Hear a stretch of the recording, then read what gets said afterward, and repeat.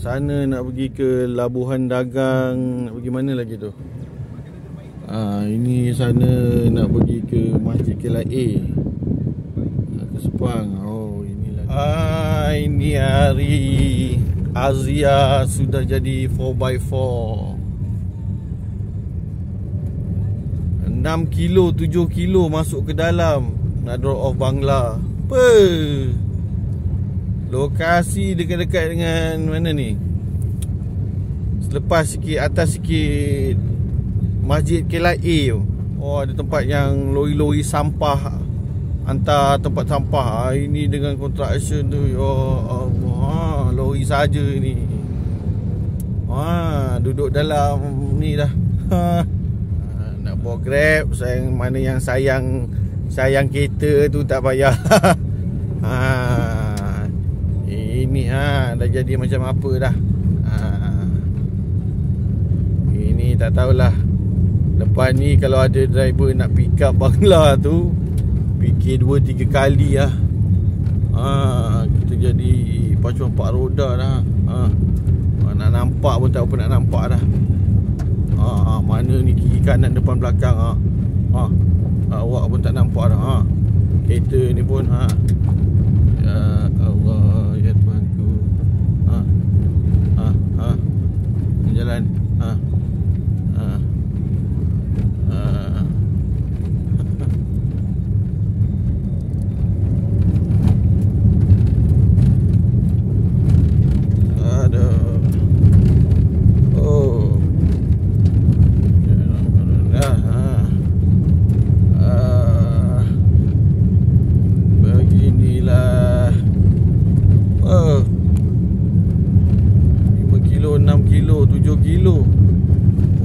Mantap.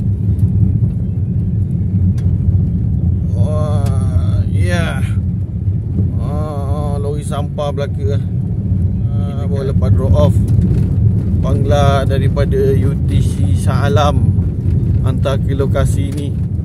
Hari ni kita punya Red Azia jadi highlight lah.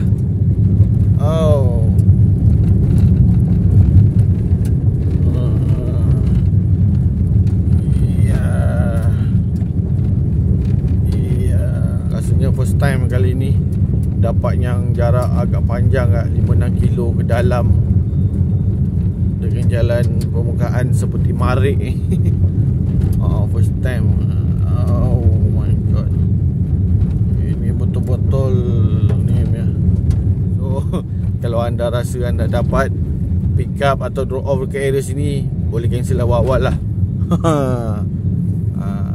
Tapi kalau nak merasa kereta anda jadi highlight ke, bolehlah kan.